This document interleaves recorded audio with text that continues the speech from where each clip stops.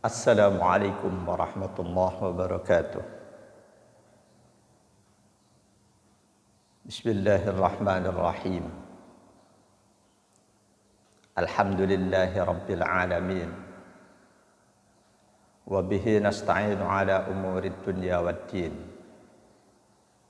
Wassalatu wassalamu ala ashrafil mursalin Sayyidina wa habibina wa syafi'ina wa maulana Muhammadin sallallahu alaihi wasallam wa ala alihi wa ashabihi wa ummatihi alladhina istaqamu bisunnatihi ila yaumiddin, amma ba'd. Fa inna asdaqal hadisi kitabullahi ta'ala wa khairal hadyi hadyu Muhammadin sallallahu alaihi wasallam wa syarral umuri muhdasatuha wa kullu muhdasatin bid'ah wa kullu bid'atin dhalalah wa kullu dhalalatin finnar. Saudaraku yang berbahagia, salat 5 waktu adalah merupakan ibadah yang paling utama, yang paling menentukan kualitas keimanan seseorang, paling menentukan kualitas keimanan seseorang, tetapi bukan satu-satunya yang menentukan keimanan seseorang. Bahkan ulama pun berbeda pendapat apabila seorang muslim sengaja meninggalkan sholat 5 waktunya, apakah dihukumi murtad atau tidak. Ulama berbeda pendapat. Mayoritas ulama berpandangan muslim tidak mengerjakan sholat 5 waktunya tetap dihukumi sebagai muslim. Lain perkara kalau dia tinggalkan sholat itu karena sengaja menentang Allah, maka otomatis dia sudah keluar dari Islamnya.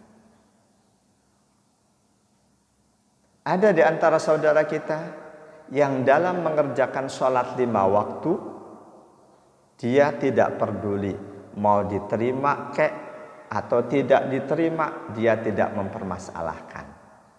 Ini suatu yang tidak baik. Mayoritas kita yakin, sangat mendambakan, sangat menginginkan seluruh ibadah kita termasuk sholat kita diterima oleh Allah subhanahu wa ta'ala. Betul. Inilah sikap yang seharusnya ada pada diri kita setiap kali kita melaksanakan perintah Allah. Kita harus sangat berharap, kita harus sangat menginginkan ibadah yang kita kerjakan diterima oleh Allah subhanahu wa ta'ala. Saudaraku yang berbahagia, meskipun demikian, jangan pernah terlalu yakin bahwa sholat kita pasti akan diterima oleh Allah subhanahu wa ta'ala sebelum kita secara khusus ngaji bagaimana sholat yang benar. Faham? Jangan pernah terlalu yakin bahwa sholat kita pasti akan diterima oleh Allah subhanahu wa ta'ala sebelum kita pernah ngaji secara khusus bagaimana sholat yang benar. Jangankan kita,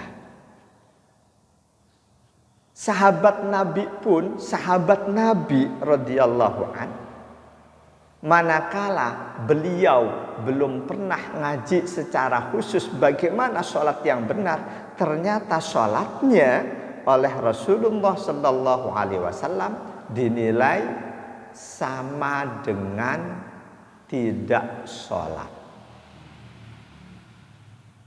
Sahabat Nabi ketika belum pernah ngaji secara khusus bagaimana sholat yang benar, ternyata sholatnya oleh Rasulullah Sallallahu Alaihi Wasallam dinilai nol, dinilai sama dengan belum sholat. Ini sahabat Nabi. Dari mana taunya? An Abi Hurairah radhiyallahu anhu qala dakhala Rasulullah sallallahu alaihi wasallam al-masjidah fadakhala rajulun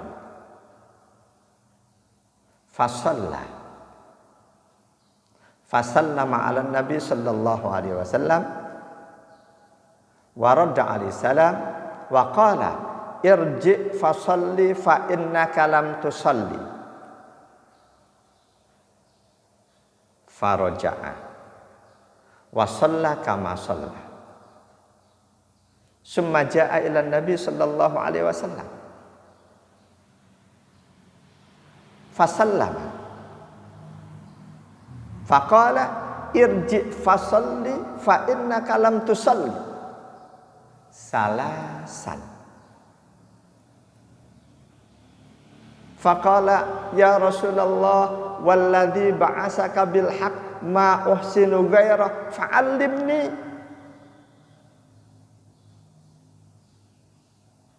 Faqala an-nabi sallallahu alaihi wasallam idza qumta ila shalah fakabbir summa qra' ma tayassara ma'aka minal Qur'an summarka' hatta tatma'inna raki'an summarfa' hatta ta'tadilla qa'iman summasjud hatta tatma'inna sajidan summarfa' hatta tatma'inna qa'idan summaf'al dzalika fi shalatika kulliha. Hadis riwayat Imam Ahmad, Imam Bukhari 757, Imam Muslim 297, Abu Dawud, At-Tirmidzi, An-Nasa'i dan Imam Ibnu Majah. Dari sahabat Abu Hurairah radhiyallahu anhu, suatu hari baginda Rasul sallallahu alaihi wasallam masuk ke dalam masjid.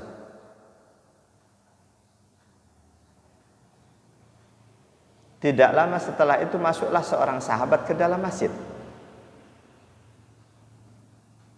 Lalu sahabat ini mengerjakan sholat. Setelah selesai sholat, sahabat ini mendatangi Rasul sallallahu alaihi wasallam.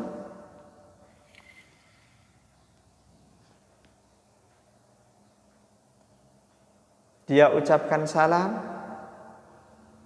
Rasulullah jawab salamnya, tapi Rasul langsung bersabda, irji fasalli fa innaka lam tusalli. Sahabat yang baru saja selesai sholat ini oleh Rasul disuruh ulangi sholatmu, kamu belum mengerjakan sholat.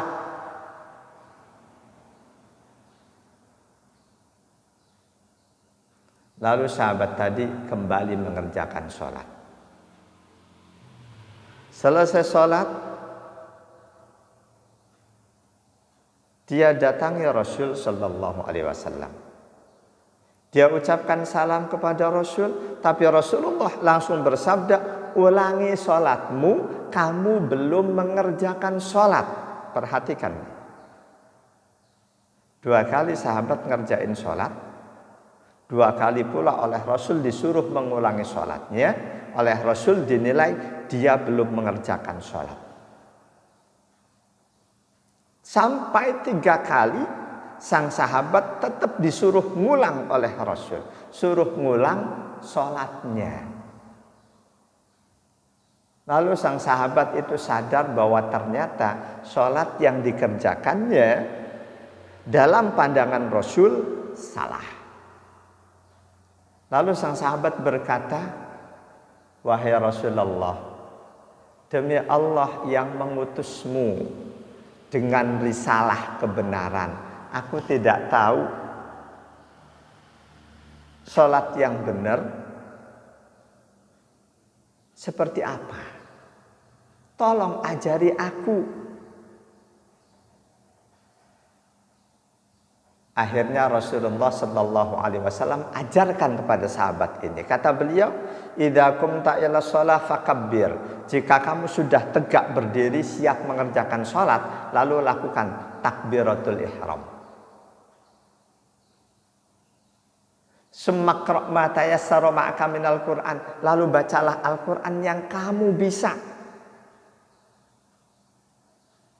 Sumarka hatta tatma'inna raki'an. Setelah baca Quran, lalu rukuklah sampai kamu tumakninah dalam ruku itu. Rukuk, tumakninah. Sumarfa' hatta ta'tadilla qa'iman. Lalu bangunlah kamu dari ruku sampai kembali tegak berdiri. Sumasjud hatta tatma'inna sajidan. Lalu sujudlah sampai tumakninah dalam posisi sujud. Summarfa' hatta tatma'inna jalisan. Lalu bangunlah dari sujud sampai tumakninah dalam posisi duduk. Summaf'al dzalika fi sholatika kulliha. Lalu kerjakan seperti itu dalam seluruh sholatmu. Ini sahabat Nabi. Ingat, ini sahabat Nabi ketika belum pernah ngaji secara khusus bagaimana sholat yang benar, ternyata oleh Rasul dinilai sholatnya 0. Tidak ada. Sama dengan belum sholat. Apalagi kita. Kenapa hal seperti itu terjadi di masa sahabat? Al-Imam Asy-Syafi'i rahimahullah dalam Musnadus Syafi'i, beliau berkata mengomentari hadis itu, wala ajba faqad kana dzalika fi bad'il Islam. Tidaklah mengherankan adanya sahabat yang tidak bisa sholat dengan benar, itu sudah terjadi sejak awal Islam. Kenapa tidak mengherankan? Karena pada saat itu enggak lama setelah sholat diwajibkan oleh Allah, diwajibkan pula jihad fi sabilillah, berangkat ke medan perang untuk membela agama Islam. Para sahabat mayoritas mereka berangkat ke medan perang, tidak sempat ngaji kepada Rasul Sallallahu Alaihi Wasallam. Nah, kalau kita saat ini sholat kita nggak benar karena kita nggak ngaji, apa alasannya kita nggak ngaji?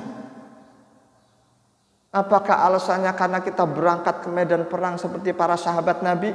Yakin bukan. Karena itu kondisi saat ini ketika ada di antara kita, di antara saudara muslim kita, sholatnya nggak benar karena nggak pernah ngaji, tidak bisa dimaklumi. Saudaraku yang berbahagia, lantas sholat yang akan diterima oleh Allah itu yang bagaimana? Apa sifat-sifat sholat? Apa ciri-ciri sholat yang akan diterima oleh Allah Subhanahu wa ta'ala? Camkan baik-baik, lalu praktekkan. Ada 3 sifat yang akan diterima oleh Allah Subhanahu wa ta'ala. Yang pertama, siapapun kita ketika mengerjakan sholat, laksanakan semua syarat dan rukun sholat. Jangan ada satupun syarat sholat atau rukun sholat yang tidak dikerjakan, pasti sholat kita ditolak oleh Allah. Pasti sholat kita menjadi sholat yang sia-sia, sholat yang tidak sah. Jadi sifat sholat pertama yang akan diterima oleh Allah, syarat dan rukun sholat harus dikerjakan. Kesimpulan ini diambil dari fakta bahwa seluruh perintah sholat baik di dalam Al-Quran ataupun dalam Al-Hadis menggunakan akar kata aqama yuqimu iqamah. Aqama yuqimu iqamah. Apa makna aqama yuqimu iqamah? Dua sahabat Nabi, sahabat utama Abdullah bin Abbas dan Abdullah bin Mas'ud radhiyallahu anhuma. Mereka berkata, iqamatus shalah tamamur ruku' was sujud wat tilawah wal khusyu' wal ikbalu 'alaiha fiha. Yang dimaksud dengan iqamatus shalah, menegakkan sholat adalah menyempurnakan seluruh syarat rukun sholat. Apakah itu berdirinya, rukuknya, sujudnya, bacaannya, bahkan kekhusyuannya, serta mengerjakan sholat itu dengan segenap jiwa raga. Al-iqbalu 'alaiha fiha, mengerjakan sholat itu dengan segenap jiwa raga. Jadi seluruh perintah sholat baik dalam Al-Quran ataupun dalam Al-Hadis menggunakan kata aqama yuqimu iqamah. Di surah Al-Baqarah ayat 43. A'udzu billahi minasy syaithanir rajim. Wa aqimus salata wa atuz zakata warka'u ma'ar raki'in. Dan tegakkanlah salat, bayarlah zakat, serta salatlah kalian bersama orang-orang yang mengerjakan salat, alias salat berjamaah. Tegakkan salat, laksanakan sholat dengan menyempurnakan syarat dan rukun sholat. Ini sifat sholat yang pertama yang akan diterima oleh Allah. Sholat yang dikerjakan tanpa meninggalkan satupun syarat ataupun rukunnya. Sifat sholat yang kedua yang akan menentukan apakah sholat kita akan diterima oleh Allah Subhanahu wa ta'ala atau tidak, yaitu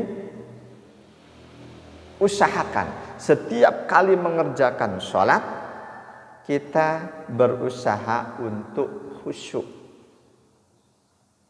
Berusaha untuk khusyuk. Adapun ternyata nggak bisa khusyuk, itu untuk urusan lain. Yang penting berusaha. Allah tidak akan menilai hasil usaha, yang Allah nilai usaha kita, ikhtiar kita, upaya kita. Jadi setiap kali mengerjakan sholat, usahakanlah untuk khusyuk. Paling tidak di saat takbiratul ihram, Allahu Akbar, kita khusyuk. Paling tidak. Surah Al-Baqarah ayat 238. A'udzu billahi minasyaitonir rajim. Hafidhu 'alas salawati was salatil wusta wa qumu lillahi qanitin. Bagian akhir. Wa qumu lillahi qanitin, dan tegakkanlah salat semata-mata karena Allah, qanitin, dengan sikap penuh kekhusyuan. Dan ingat, sebagai mukmin, walaupun kita rajin mengerjakan sholat, ketika kita tidak berusaha untuk khusyuk, kita belum akan mendapatkan kemenangan dan kebahagiaan. Mukmin yang akan mendapatkan kemenangan dan kebahagiaan adalah mukmin yang senantiasa mengerjakan sholat dan senantiasa berusaha khusyuk dalam sholatnya. Al-Mu'minun ayat 1 dan 2. A'udzu billahi minasyaitonir rajim. Qad aflahal mu'minun alladzina hum fi salatihim khashi'un. Sungguh berbahagia orang-orang mukmin, orang-orang yang beriman, yakni orang-orang yang khusyuk dalam sholatnya. Saudaraku yang berbahagia, ingat, khusyuk dalam sholat harus kita usahakan. Dan yakin tidak ada satupun manusia yang bisa khusyuk 100% dari takbiratul ihram sampai salam. Tidak ada. Kalau ada seseorang ngomong, aku nih sholatku sudah khusyuk, selalu khusyuk dari awal sampai akhir, sombong. Dalam hadis sahih dari sahabat Ammar bin Yasir radhiyallahu an, diriwayatkan oleh Imam Ahmad. Kata sang sahabat, sami'tu Rasulullah sallallahu alaihi wasallam yaqul, innal abda la yusalli salata la yuktabu lahu minha illa usruha tus'uha sumunuha subu'uha sudusuha khumusuha rubu'uha sulusuha nisfuha.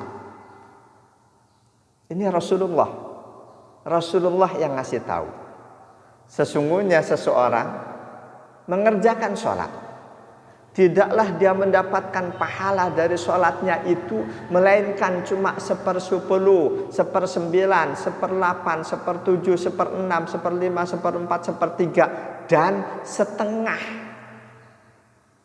Cuma setengah yang disebut oleh Rasul pahala yang didapat oleh seseorang yang mengerjakan sholat.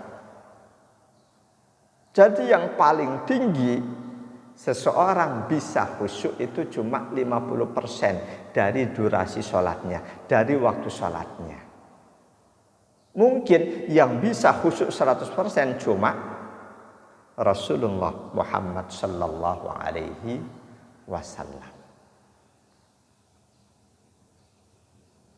Bahwa sholat kita yang akan diterima oleh Allah adalah sholat yang kita kerjakan sepenuh jiwa raga, badan kita ngerjain, hati dan pikiran juga ikut mengerjakan, ditegaskan oleh sahabat Abdullah bin Abbas. Kata beliau, laisa laka min sholatika illa ma aqalta minha. Laisa laka min sholatika illa ma aqalta minha. Kamu tidak akan mendapatkan apapun dari sholat yang kamu kerjakan kecuali sholat yang ada dalam jiwa ragamu, sholat yang ada dalam hati dan pikiranmu.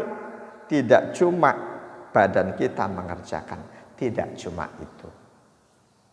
Lalu yang ketiga, sifat sholat yang ketiga yang akan menentukan sholat kita diterima oleh Allah Subhanahu wa ta'ala atau tidak. Apa sifat sholat yang ketiga?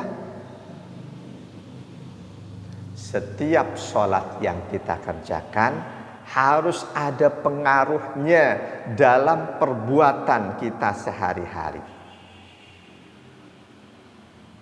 Setiap sholat yang kita kerjakan harus ada pengaruhnya dalam perbuatan kita sehari-hari. Semakin banyak kita mengerjakan sholat, perilaku kita sehari-hari harus semakin baik. Al-Ankabut ayat 45. A'udzu billahi minasyaitonir rajim. Utlu ma uhiya ilaika minal kitabi wa aqimis shalah Innas salata tanha 'anil fahsya'i wal munkar wa la dzikrullahi akbar wallahu ya'lamu ma tasna'un.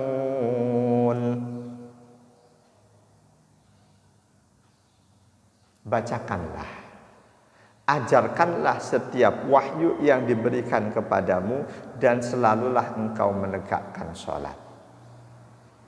Sesungguhnya sholat itu mencegah dari perbuatan keji dan mungkar. Sungguh ingat Allah, itulah yang paling besar. Allah Maha mengetahui segala apa yang kamu perbuat. Di bagian kalimat innas salata tanha 'anil fahsya'i wal munkar, sesungguhnya sholat itu mencegah dari perbuatan keji dan mungkar. Dalam hadis dari sahabat Abdullah bin Mas'ud, diriwayatkan oleh Ibnul Mubarak, Rasulullah sallallahu alaihi wasallam ketika menjelaskan kalimat innas salata tanha 'anil fahsya'i wal munkar, kata sahabat Abdullah bin Mas'ud, Rasul bersabda, la salata liman lam yuta'is shalah wa man intaha 'anil fahsya'i wal munkar faqad ata'as shalah. Tidak ada pahala salat, tidak ada nilai salat bagi orang-orang yang mengerjakan salat bila dia tidak mentaati salatnya. Bila dia tidak mentaati salatnya.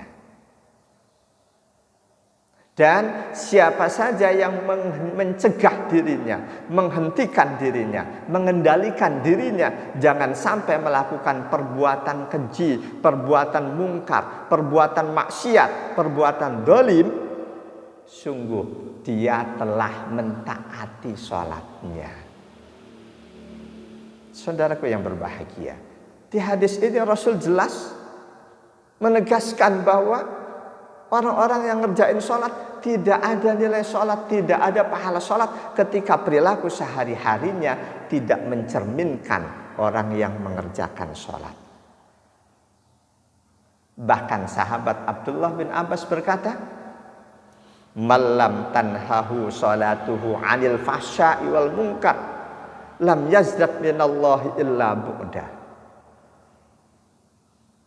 Siapa saja yang mengerjakan sholat, sebanyak apapun dia mengerjakan sholat, namun perbuatan sholatnya kok tidak sanggup mencegah dia dari perbuatan keji dan mungkar, dia bukan semakin dekat kepada Allah, justru sebaliknya semakin jauh dan terus semakin jauh. Semoga taufik, hidayah dan ma'unah dari Allah senantiasa Allah curahkan pada kita. Bertambah usia kita, pastinya makin dekat kita pada kematian. Seluruh ibadah kita, termasuk sholat kita, semakin baik.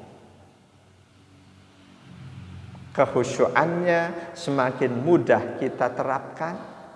Buah sholatnya juga semakin terlihat dalam perilaku kita sehari-hari. Amin ya rabbal alamin. Subhanakallahumma wa bihamdika asyhadu an la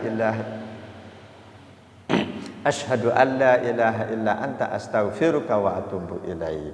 Wal afa minkum wassalamu alaikum warahmatullahi wabarakatuh.